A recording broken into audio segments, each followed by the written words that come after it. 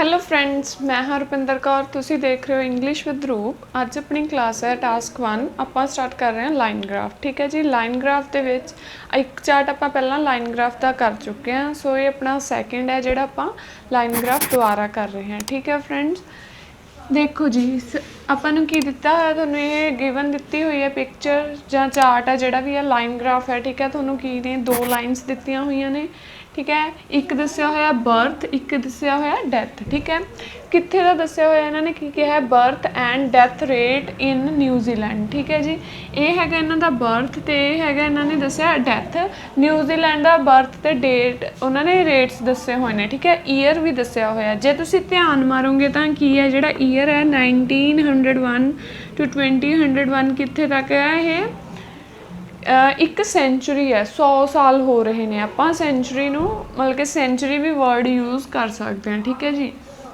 Next ਹੁਣ ਇਹ ਕੀ ਦੱਸਿਆ ਇਹਨਾਂ ਨੇ, ਬਰਥ ਐਂਡ ਡੈਥਸ ਕੀ ਨੇ, 1000 'ਚ ਨੇ। ਠੀਕ ਹੈ, ਇਹ ਜਿਹੜਾ ਡਾਟਾ ਦਿੱਤਾ ਹੋਇਆ ਤੁਹਾਨੂੰ 1000 'ਚ ਹੈ। ਠੀਕ ਹੈ ਫਰੈਂਡਸ, ਇਸ 'ਚ ਹੁਣ ਆਪਾਂ ਨੇ ਪਹਿਲਾਂ ਕੀ ਹੈ, ਆਪਾਂ ਨੇ ਨੋਟ ਕਰਨਾ। ਪਹਿਲਾਂ ਆਪਾਂ ਨੂੰ ਪਤਾ ਲੱਗ ਗਿਆ ਵੀ ਇਹ ਲਾਈਨ ਗ੍ਰਾਫ ਹੈ, ਫਿਰ ਉਸ 'ਚ ਆਪਾਂ ਨੇ ਮੇਨ ਕੀ ਫੀਚਰ ਦੇਖਣਾ ਹੁੰਦਾ ਵੀ ਮੇਨ ਹੋ ਕੀ ਰਿਹਾ ਗ੍ਰਾਫ ਦੇ ਵਿੱਚ। ਠੀਕ ਹੈ, ਜੇ ਹੁਣ ਦੇਖਿਆ ਜਾਵੇ ਤਾਂ ਕੀ ਹੈ, ਜਿਹੜੇ ਡੈਥ ਰੇਟ ਨੇ ਕੀ ਹੈ, ਉਹ ਤਾਂ ਹੋ ਰਿਹਾ ਇਨਕਰੀਜ਼। ਠੀਕ ਹੈ, ਇੱਕ ਮੇਨ ਗੱਲ ਦੇਖੋ ਜੀ, ਇੱਥੇ ਤੱਕ ਤਾਂ ਪ੍ਰੈਜ਼ੈਂਟ ਹੈ। ਠੀਕ ਹੈ, ਬਟ ਉਸ ਤੋਂ ਅੱਗੇ ਕੀ ਹੈ, ਫਿਊਚਰ ਦੀ ਗੱਲ ਹੋ ਰਹੀ ਹੈ, ਪ੍ਰੈਡਿਕਸ਼ਨ ਹੋ ਰਹੀ ਹੈ। ਠੀਕ ਹੈ ਜੀ, ਐਸਟੀਮੇਸ਼ਨ ਲਗਾਇਆ ਜਾ ਰਿਹਾ, ਐਕਸਪੈਕਟੇਸ਼ਨਸ ਲਗਾਈਆਂ ਜਾ ਰਹੀਆਂ ਨੇ। ਠੀਕ ਹੈ, ਇਹ ਦੇਖਣਾ ਬਹੁਤ ਜ਼ਰੂਰੀ ਹੈ ਕਿਉਂਕਿ ਇਹ ਕੀ ਹੈ, ਇਸ ਤੋਂ ਬਾਅਦ ਇੱਥੋਂ ਤੋਂ ਲੈ ਕੇ ਇੱਥੇ ਤੱਕ ਕੀ ਹੈ, ਸਾਰਾ ਇਹ ਆਪਣਾ ਫਿਊਚਰ ਦੀ ਗੱਲ ਹੋ ਰਹੀ ਹੈ, ਜਿਸ ਦੇ ਵਿੱਚ ਫਿਊਚਰ ਦੀ ਐਸਟੀਮੇਸ਼ਨ ਲੱਗ ਰਹੀ ਹੈ। ਠੀਕ ਹੈ, ਹੁਣ ਜੇ ਬਰਥ ਰੇਟ ਦੇਖਿਆ ਜਾਵੇ, ਬਰਥ ਰੇਟ ਕੀ ਹੈ, ਇੱਥੇ ਜਾ ਕੇ ਤਾਂ ਬਿਲਕੁਲ ਬਹੁਤ ਪੂਰਾ ਕੀ ਹੈ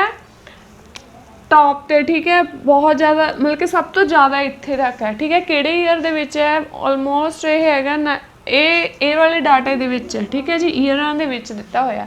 ਬਟ ਜੇ ਦੇਖਿਆ ਜਾਵੇ ਤਾਂ ਕੀ ਹੈ, ਜਿਹੜਾ ਬਰਥ ਰੇਟ ਪਹਿਲਾਂ ਤਾਂ ਜ਼ਿਆਦਾ ਸੀਗਾ, ਬਟ ਫਿਰ ਉਹ ਕੀ ਹੁੰਦਾ ਗਿਆ, ਘਟਦਾ ਘਟਦਾ ਘਟਦਾ ਅੱਗੇ ਵੀ ਕੀ ਐਸਟੀਮੇਸ਼ਨ ਲਗਾਈ, ਇਹ ਆਪਾਂ ਪੱਕਾ ਨਹੀਂ ਕਹਿ ਸਕਦੇ ਕੀ ਹੈ, ਇਹ ਐਸਟੀਮੇਸ਼ਨ ਐਕਸਪੈਕਟੇਸ਼ਨ ਹੈ ਵੀ ਉਹ ਕੀ ਹੈ, ਡਿਕਰੀਜ਼ ਹੋ ਰਿਹਾ। ਠੀਕ ਹੈ ਜੀ, ਸੋ ਇਹ ਆਪਾਂ ਨੂੰ ਕਲੀਅਰ ਹੋ ਗਿਆ। ਠੀਕ ਹੈ, ਹੁਣ ਆਪਾਂ ਕੀ ਕਰਾਂਗੇ, ਬਰਥ ਰੇਟ ਇੱਕ ਪੈਰਾਗ੍ਰਾਫ 'ਚ ਕਰ ਦਾਂਗੇ ਤੇ ਡੈਥ ਰੇਟ ਇੱਕ ਪੈਰਾਗ੍ਰਾਫ 'ਚ ਕਰ ਦਾਂਗੇ। ਠੀਕ ਹੈ, ਸਾਰੀਆਂ ਮੂਵਮੈਂਟਸ ਦੱਸਣੀਆਂ, ਜਿਵੇਂ ਹੁਣ ਪਹਿਲਾਂ ਕੀ ਹੈ 1901 ਦੇ ਵਿੱਚ ਕੀ ਹੈ, ਬਰਥ ਰੇਟ ਸਟਾਰਟ ਹੋਇਆ ਕਿੰਨਾ ਸੀ, 20,000 ਤੋਂ ਬਾਅਦ ਫਿਰ ਕੀ ਹੈ, ਇਹ ਡਿਕਰੀਜ਼ ਹੋਣਾ ਸ਼ੁਰੂ ਹੋਇਆ ਇੱਥੇ ਆ ਕੇ। ਠੀਕ ਹੈ, 10 ਸਾਲਾਂ ਬਾਅਦ ਇਹ ਜਿਹੜਾ ਹੋਇਆ ਇਹ ਡਿਕਰੀਜ਼ ਹੋਇਆ। ਠੀਕ ਹੈ, ਇਹ ਜਿਹੜੀ ਆਈ ਹੈ ਇਹ ਡਿਪ ਆਇਆ ਇਹਦੇ ਵਿੱਚ।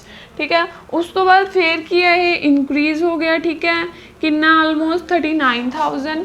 ਦੈਨ ਫਿਰ ਕੀ ਹੈ, ਪੀਕ 'ਤੇ ਕਦੋਂ ਆ, ਆਹ ਵਾਲੇ ਈਅਰਸ ਦੇ ਵਿੱਚ। ਠੀਕ ਹੈ, ਕਿੰਨਾ ਇਹ 60 ਤੋਂ ਵੀ ਅਬਵ ਹੈ। ਠੀਕ ਹੈ, ਫਿਰ ਉਹਦੇ ਵਿੱਚ ਕੀ ਹੈ, ਡਿਕਰੀਜ਼ ਹੋਣਾ ਸ਼ੁਰੂ ਹੋ ਗਿਆ ਨੈਕਸਟ ਈਅਰਸ ਦੇ ਵਿੱਚ। ਠੀਕ ਹੈ, ਇਹ ਵਾਲੇ ਈਅਰ ਦੇ ਵਿੱਚ ਕੀ ਹੈ, ਇਹ ਘਟਦਾ ਗਿਆ। ਠੀਕ ਹੈ, ਇਸੇ ਤਰ੍ਹਾਂ ਹੁਣ ਆਪਾਂ ਦੇਖਿਆ ਜਾਵੇ, ਜੇ ਡੈਥ ਰੇਟ ਦੀ ਗੱਲ ਕਰੀਏ, ਡੈਥ ਰੇਟ ਹੋਇਆ ਆਪਣਾ ਆਲਮੋਸਟ 8,000 ਤੋਂ ਸਟਾਰਟ ਹੋਇਆ, ਇਹ ਕੀ ਹੋ ਗਿਆ, ਇਨਕਰੀਜ਼ ਹੁੰਦਾ ਗਿਆ। ਠੀਕ ਹੈ ਜੀ, ਸੋ ਆਪਾਂ ਹੁਣ ਦੇਖਦੇ ਹਾਂ ਆਪਾਂ ਨੇ ਲਿਖਣਾ ਕਿੱਦਾਂ ਹੁੰਦਾ। ਠੀਕ ਹੈ, ਕੁਐਸਚਨ ਕੀ ਕਹਿ ਰਿਹਾ ਆਪਾਂ ਨੂੰ, the graph below gives information about changes in the birth and death rates in New Zealand between 1901 and 2001। ਠੀਕ ਹੈ, ਕੀ ਦਿੱਤਾ ਹੋਇਆ ਤੁਹਾਨੂੰ, ਡੈਥ ਤੇ ਬਰਥ ਰੇਟ ਦਿੱਤਾ ਹੋਇਆ ਨਿਊਜ਼ੀਲੈਂਡ ਦਾ। ਠੀਕ ਹੈ, ਹੁਣ ਆਪਾਂ ਨੇ ਸਿੰਪਲ ਪੈਰਾਫਰੇਜ਼ ਕਰਕੇ ਕੀ ਲਿਖਣਾ ਹੈ, ਆਪਾਂ ਨੇ ਇਹਦੀ ਇੰਟਰੋਡਕਸ਼ਨ ਲਿਖਣੀ ਹੈ। ਠੀਕ ਹੈ ਜੀ, ਕੀ ਕਹਿ ਰਿਹਾ, ਦ ਗਿਵਨ ਗ੍ਰਾਫ ਡਿਪਿਕਟਸ ਦ ਫਲਕਚੁਏਸ਼ਨਸ ਮਤਲਬ ਕਿ ਜਿਹੜੀਆਂ ਆਹ ਘਟ ਰਿਹਾ, ਕਦੇ ਵੱਧ ਰਿਹਾ, ਘਟ ਰਿਹਾ, ਕਦੇ ਵੱਧ ਰਿਹਾ, ਕੀ ਇਹ ਚੇਂਜਸ ਆ ਰਹੀਆਂ ਨੇ, ਜਿਹੜੀਆਂ ਚੇਂਜਸ ਦੀ ਜਗ੍ਹਾ ਆਪਾਂ ਨੇ ਵਰਡ ਯੂਜ਼ ਕੀਤਾ ਫਲਕਚੁਏਸ਼ਨਸ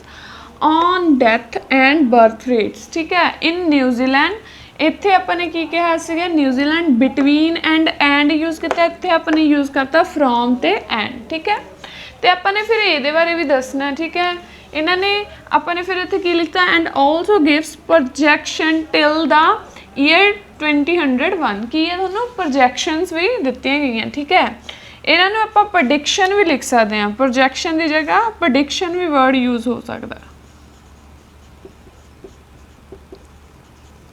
ਇਹ ਤਾਂ ਹੋ ਗਿਆ ਇੱਕ ਤਰੀਕਾ ਵੀ ਤੁਸੀਂ ਇੱਕ ਤਰੀਕੇ ਨਾਲ ਕਿਵੇਂ ਇੰਟਰੋਡਕਸ਼ਨ ਲਿਖ ਸਕਦੇ ਹੋ। ਸੈਕਿੰਡ ਕਿਵੇਂ ਹੈ, ਸੈਕਿੰਡ ਦੂਸਰੇ ਤਰੀਕੇ ਨਾਲ ਕਿਵੇਂ ਲਿਖ ਸਕਦੇ ਹੋ ਤੁਸੀਂ, the graph shows changes in the birth and death rates in ਨਿਊਜ਼ੀਲੈਂਡ ਸਿੰਸ 1901 ठीक है की कहता भी कित्थे तो लैके कित्थे तक and also gives prediction till the year 2001 भी इत्थे तक की है अगे वो थोनों प्रडिक्शनस दित्तियां गई। ठीक है सो सिंपल है इंट्रोडक्शन लिखण च किसी को कोई प्रॉब्लम नहीं इंट्रोडक्शन लिखना बहुत ईजी है सिर्फ पैराफ्रेज करना। हुण अगे आपां देखते हैं आपां ने ओवरऑल किवें लिखना है। ओके हुण आपां देखते हैं आपां ने BB1 किद्दां लिखना हुंदा। ठीक है BB1 दे विच मैं तुहानूं दस्सिया एक आपां बर्थ रेट है एक पैराग्राफ च बना देंगे डेथ है एक पैराग्राफ च बना देंगे। ठीक है जस्ट स्टार्ट तो की कीता है 1901 द बर्थ रेट स्टार्टेड कित्थों हो रहा है at 20,000 and it followed by the fluctuations। ठीक है fluctuations आ रही हैं चेंजेस आ रही हैं ठीक है for about 10 years before there was a sudden rather sharp dip in 1921। ठीक है फिर ये की आ रहा है डिप आ रहा है क्योंकि ये थोड़ा जिहा ज़्यादा सीगा डिप तां इहनूं की आपां ने पॉइंट बना के लिखता बाकी की ने जमा थोड़े थोड़े जे ने। ठीक है ये भी ज़्यादा नहीं है डिप तो आ रहा है बट ठीक है फिर उस तो बाद क्योंकि बाकी तो सेम जी रह रहे इत्थे आ गए की सी घट रहा सी। Next since then the birth rate fluctuated significantly until it reached a peak of 66,000 in 1961। कदों कहते 1961 दे विच की आ गया यह कितना हो गया 66,000 ते रीच कर गया पीक नू। पीक पॉइंट हुंदा टॉप पॉइंट। ठीक है जी फिर फ्लक्चुएशनस करदा करदा करदा की हो गया ये इंक्रीज करके 66,000 ते पहुँच गया जो कि पीक पॉइंट है। ठीक है फिर की कहते and stayed between 65,000 and 50,000 and कादे विचकार रहा 65,000 ते 50,000 दे विच। ठीक है जी 65 ते ओहदे विच ही रहा। ठीक है दैन फिर की कह रहे हैं the birth rate is decreased slowly. Birth rate च अपन पता हौली हौली गिरावट आनी शुरू हो गई घटना शुरू हो गया। ठीक है to around 45,000 births by the end of 2001। की कहते जो ये 2101 की गल कर रहे हैं की हो गया 45,000 के अराउंड हो गया जोड़ा बर्थ रेट से स्लोली डिक्रीज कुछ नहीं किया अपने जस्ट स्टार्टिंग पॉइंट लिखता ये डिप आया क्योंकि इस बाकी सेम से जो डिप आया उसको शो करता दैन फ्लक्चुएशन तो बाद की कहते पीक ते रीच कर गया। पीक ते रीच करने तो बाद कहते स्लोली गिरावट आनी शुरू हो गई डिक्रीज होना शुरू हो गया। ठीक है दैन की है पहला भी ये तो ये लाई करन लग गया। ठीक है स्टेट या लाई आप कह सकते हैं दैन उस तो बाद की है 45,000 हो गया दैट्स इट। ठीक है ये सीगा आपां एक तरीके नाल इस तरह लिख सकते हैं। दैन दूसरा तरीका भी मैं तुहानूं दसदी हां जिहड़ा भी तुहानूं ईजी लग्या तुसीं उस वे नाल लिख सकते हो। लिखना अपने उस तरह बस थोड़ा जिहा चेंजिस कर देंगे। ठीक है जी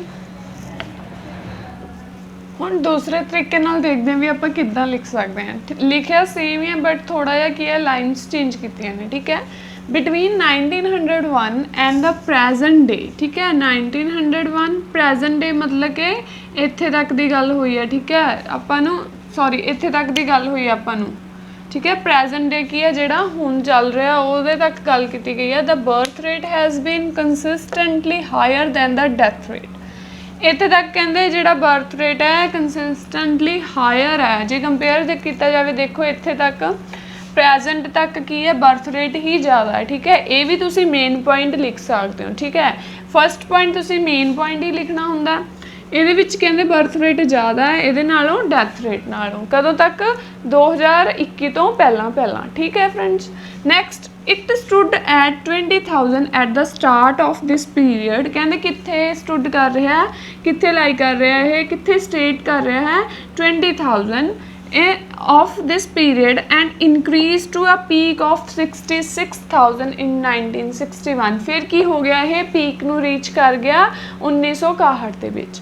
next since the rate has fluctuated between 65 and 50,000 ये आप पहला भी सेम लाइन लिखी है कि की कर रहा लाई कर रहा 65 ते 50,000 दे विच। ठीक है and it is expected to decline slowly to around 45,000। फिर अपन ने की कहता कि हो गया है हौली हौली घटदा कित्थे आ गया 45,000 births by the end of century. End of century मैं तुहानूं पहले ही दस्सिया सी भी 100 साल दस्सिया होया सो आपां एंड ऑफ सेंचुरी कह सकते हैं। ठीक है फ्रेंड दूसरे तरीके नाल तुसीं इसनूं एवें लिख सकते हो। ये थोड़ा ईजी है बट ये भी की है तुसीं वधिया लिख मतलब कि वधिया एग्जैक्ट ठीक है प्रॉपर लिखा गया है। ठीक है जिस तरह भी तुहानूं ओह लगदा जे तुहानूं उस चों कुछ लाइनस वधिया लगदियां, कुछ जिहड़ी तुहानूं ज़्यादा मतलब कि ईजिली तुसीं लिख सकदे हो, दैन तुसीं उस चों फॉलो कर सकदे आ। जिवें इस 'च ये फर्स्ट पॉइंट है, ये ज़्यादा वधिया, तुसीं इस नूं फॉलो कर सकदे हो। ठीक है जी, तुहाडे ते डिपेंड है, तुसीं अपने अकॉर्डिंग इस नूं चेंज भी कर सकदे हो। ठीक है, तो हुण जिहड़ा तां BP2 है, डैथ रेट है, वो दूसरे पैराग्राफ 'च एक्सप्लेन करना, वो तुसीं खुद करोगे, वो तुहाडा होमवर्क होਊਗਾ। इस तो बाद मैं तुहानूं दसदी हां आपां ओवरऑल किवें लिखना। ओवरऑल तां लिखना की है, सिंपल ही हुंदा। ठीक है जी, आपां ने पहलां BP1 कर लिया, बट अपने इंट्रो तो बाद ही ओवरऑल लिखना हुंदा। ठीक है, बट हुण आपां ओवरऑल कर लैंदे हां। ठीक है फ्रेंड्स, ओके फ्रेंड्स, ये अपना ओवरऑल की है, सिंपल लिखना हुंदा, कोई अपने ईयर नहीं मैंशन करने हुंदे। ठीक है, तो अपने ओवरऑल वैसे भी तुहानूं ओवरऑल की लग रहा, जिहड़ा बर्थ रेट है घट रहा है, डैथ रेट है की हो रहा है, वध रहा है। ठीक है, सो की लिख देंगे आपां, death rates will probably overtake the birth rates.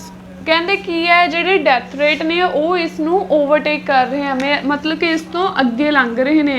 किसी चीज़ तो अगे लंघना, मान लो दो कार जा रही हैं, दूसरी कार उस तो अगे लंघ गई। ठीक है, उन्हें की कर लिया, एक कार नूं ओवरटेक कर लिया, मतलब कि अगे लंघ गया। ठीक है, सो इस तरह ये कहते डैथ रेट की कर रही ने, विल लग्या, मतलब कि फ्यूचर दे विच की है, डैथ रेट बर्थ रेट नूं ओवरटेक कर रहे हैं। ठीक है जी, मतलब कि अगे लंघ रहे हैं। Overtake the birth rates by the end of this century या by the end of this period, भी एंड दे विच की कर रहे हैं, ये इसनूं ओवरटेक कर रहे हैं। सो सिंपल जिहा तुहाडा ओवरऑल हो गया। ठीक है जी, क्योंकि आपां ने की है फ्यूचर दे विच, इसलिए आपां ने विल यूज़ करता। सिंपल, सिर्फ तुहाडा रह गया BP2 तुसीं खुद बनाउणा है।